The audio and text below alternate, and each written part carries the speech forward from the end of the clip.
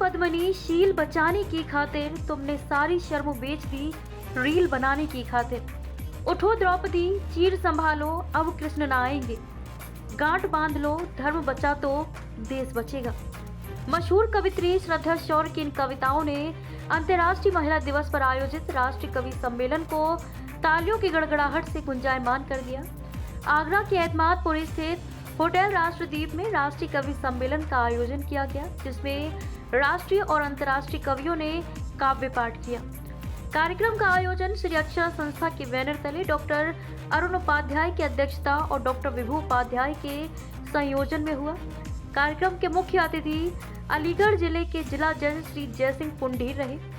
विशिष्ट अतिथि के तौर पर चेयरमैन एतमादपुर सुरेश कुशवाहा शामिल हुए। कवि सम्मेलन से पहले प्रमुख महिलाओं को मंच पर सम्मानित किया गया। काव्य पाठ का शुभारंभ नोएडा की कवित्री भारती शर्मा ने वीणा वादनी की स्तुति के साथ किया। टूंडला की कवि दिलीप बघेल ने वीर रस की कविता पढ़कर श्रोताओं में जोश जगाया, तो वहीं आगरा के कवि एलिस अवस्थी ने हास्य और श्रृंगार से गुदगुदाया।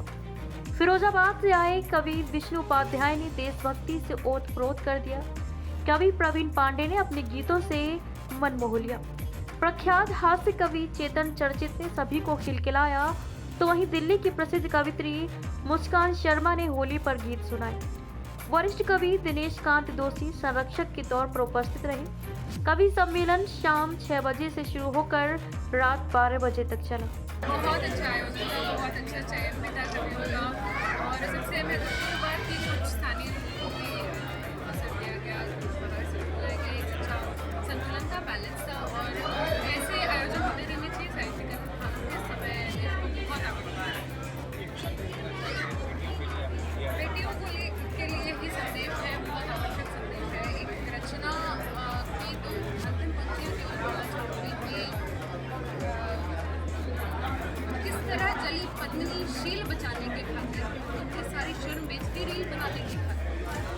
बेटियों से आग्रह है, ये विनती है कि वो रील बनाने के लिए शालीनता दिखाना छोड़िए, बहुत आवश्यक है। हम उस देश के वासी हैं जहाँ परिवारों पे जो देश टिका हुआ है, उस परिवार का जो आधार स्तंभ है वो स्त्रियाँ हैं। यदि स्त्रियाँ अपृष्ट होंगी तो देश आयोजन अद्भुत रहा। बहुत बड़े बड़े कवि सम्मेलन में हम गए और बहुत हज़ारों की भीड़ होती है, लेकिन जो आज मंच से सुनाया गया, जो श्रोताओं ने सुना, वो एक अद्भुत था।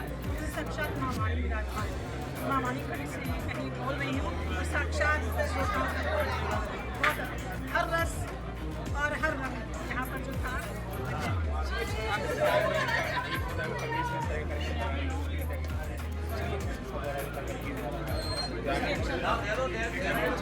बिल्कुल बिल्कुल, देखिए श्री अक्षा एक बहुत बड़ी संस्था है, तो जो चलाते हैं। मैं चाहूँगी कि ऐसे ही जो ये कार्यक्रम करवाते हैं, समाज सेवा में जो कार्यक्रम करवाते रहते हैं, ऐसे कार्यक्रम होते रहने चाहिए, जिससे साहित्य समाज दोनों ही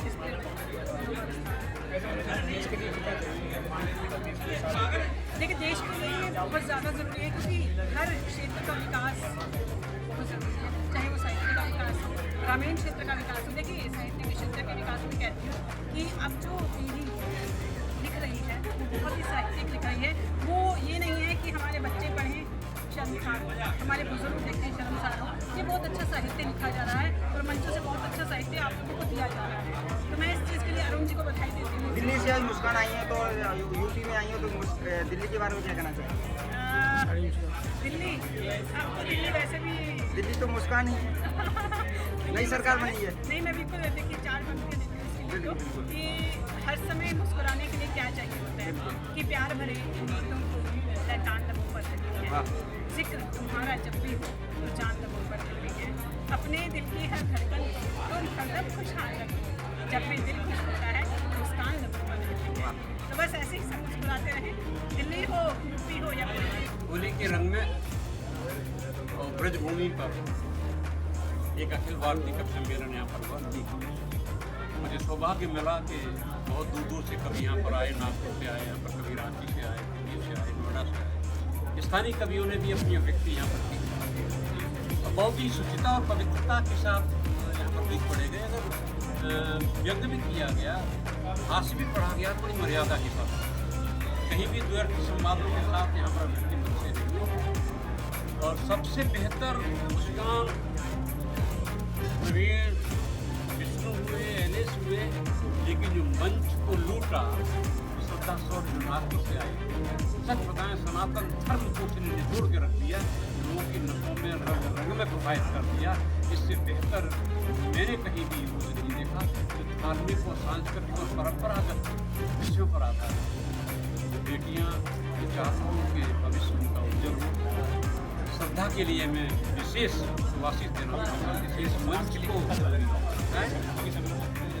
हम लोग विगत 5-6 साल से कर रहे थे लगातार यहाँ पर ये उच्च स्तरीय होटल है जहाँ पर हम करते हैं, जहाँ पर सारे संस्थाओं को भोजन की व्यवस्था होती है, व्यवस्था होती, सम्मान होता है। यहाँ पर हम लोग नवोदित कवि स्पर्धा भी करते हैं साल में 2 बार, जहाँ विभिन्न प्रांतों से, विभिन्न राज्यों से बच्चे यहाँ पर आते हैं और उनको खेलने की व्यवस्था, खाने की व्यवस्था करते हैं।